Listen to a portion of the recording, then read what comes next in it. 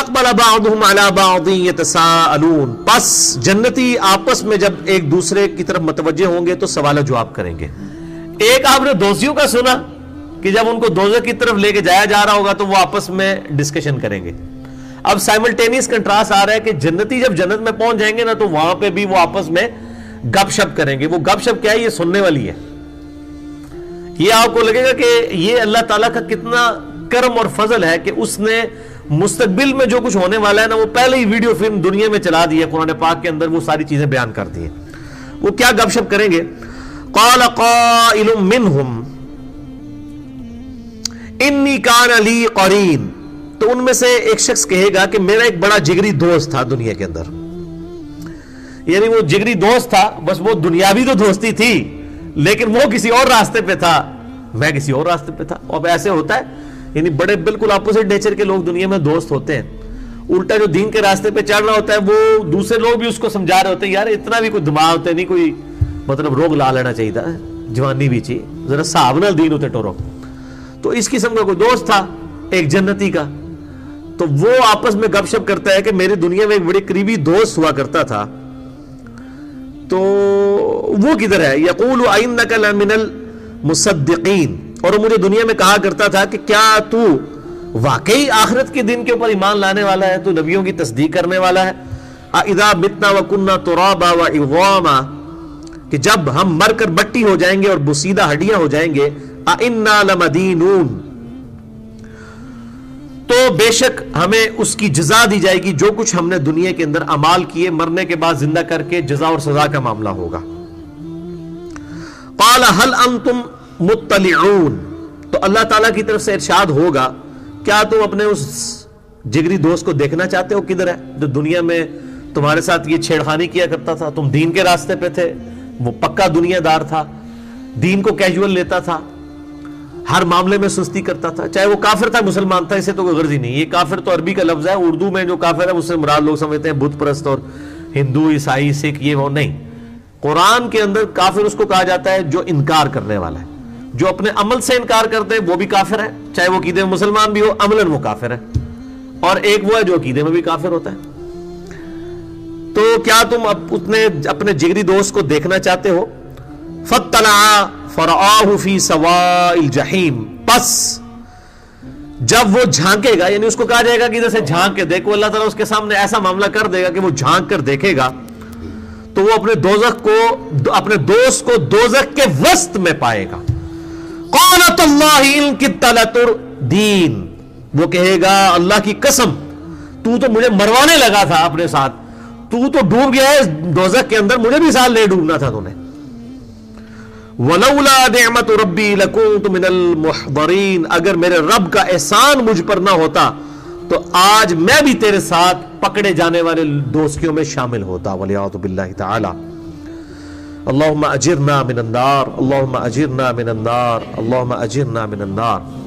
افما نحن بمیتین، جنتی کہیں گے اب یہاں پہ ہمیں کہیں موت تو نہیں آ جائے گی، اب ہمیں یہاں پر موت نہیں آئے گی، الا موتتن الاولی، سوائے جو پہلی موت ہمیں دنیا کی زندگی میں آ چکی. وما نحن بمعذبین، اور نہ ہمیں عذاب دیا جائے گا. یہ صحیح بخاری میں ایک حدیث موجود ہے کہ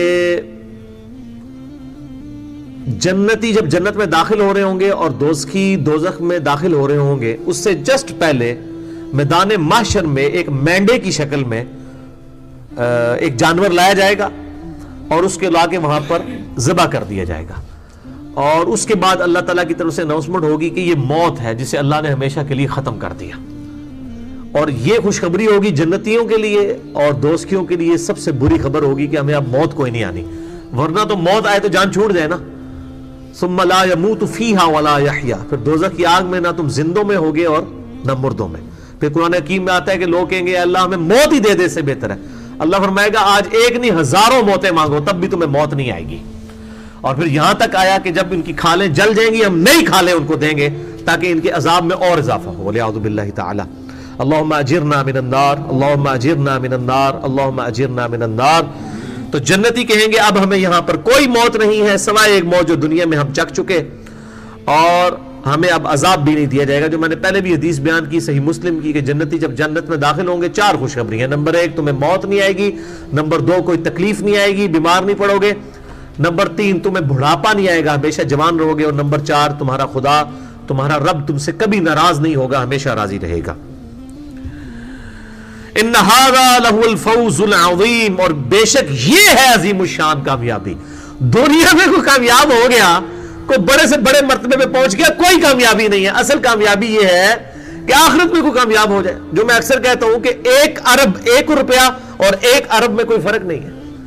دنیا میں اگر 1 روپیہ کوئی ضائع کر کے 1 ارب روپیہ کما لے اور دوسری طرف 1 روپے کو بچانے کے لیے کوئی ارب روپیہ گنوا دے, تو اس کو کہا جائے گا یار روپے کو بچا کے کیا لینا کرنا تھا تو نے, 1 روپے سے 1 ارب اور 1 ارب 1 روپے میں تو کوئی فرق ہی نہیں ہے, نیگلیجیبل ہے. اور یہ دنیا اور آخرت کا مثال ہے. صحیح مسلم میں حدیث ہے کہ دنیا اور آخرت کی مثال یہ ہے کہ جیسے کوئی سمندر میں انگلی ڈبوئے, انگلی کے ساتھ جو پانی لگتا ہے وہ دنیا کی زندگی ہے اور سمندر آخرت کی. اتنا کمپیریزن آپ ان امیجنیبل, ہمیشہ کی زندگی. تو جہاں پر وہاں پر اگر کوئی کامیاب ہوتا ہے نا تو وہ اصل میں کامیابی ہے.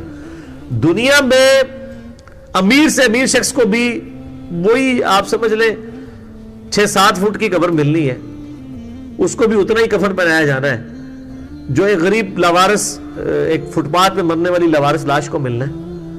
اور قبر شاید دنیا میں کسی امیر شخص کی بڑی اچھی بنا بھی لی جائے, باہر بھی آپ مرمر لگا لیں, سنگ مرمر سے کچھ بھی مزین کر لیں, قبر کے اندر کے حالات تو نہیں کوئی چینج کر سکتا. اور باہر سے اگر کسی کی قبر ٹوٹ پھوٹ کی اس کے جو ہے وہ اثرات بھی مٹ گئے, دین واٹ. لوگ کہتے ہیں جو بزرگاں کی قبر تھی کچی بنائی تھی جناب وہ بہ گئی, یار کیا ہوا, اسے کیا فرق پڑتا ہے, قبروں سے کیا فرق پڑنا ہے. اگر کوئی جنتی ہے تو وہ اللہ تعالیٰ نے اس کی قبر وہ جنت کے باغوں میں سے ایک باغ بنا دی ہے, وہ آپ کو نہیں نظر آئے گی, کھود کے بھی دیکھ لیں. وہ تو ظاہر ہے اگر نظر آ رہے تو سارے سیدھے نہ ہو جائے. صحیح بخاری میں حدیث ہے, میرا ایک کلپ بھی چڑھا ہوا ہے, کیا مردے بھی جو ہے وہ بولتے اور سنتے ہیں, کہ میت جو ہے وہ چارپائی کے اوپر کلام شروع کر دیتی ہے. صحیح بخاری میں حدیث ہے.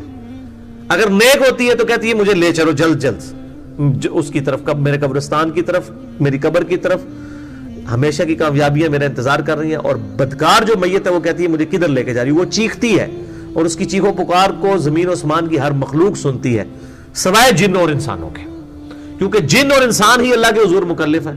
اگر انہوں نے سن لیا تو یہ تو پھر تو اللہ تعالیٰ نے تو سب غیب کا پردہ اگر اٹھا دیا تو پھر تو سب نے مان جانا ہے.